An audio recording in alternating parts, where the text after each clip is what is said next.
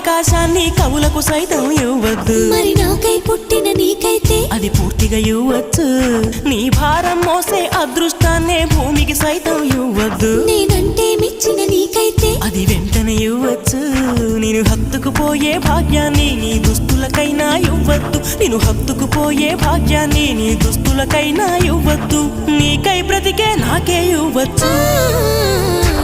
నీ నవ్వుల తెల్లదనాన్ని నాగమల్లి అప్పడిగింది. ఇవ్వద్దు ఇవ్వద్దు ఇవ్వద్దు.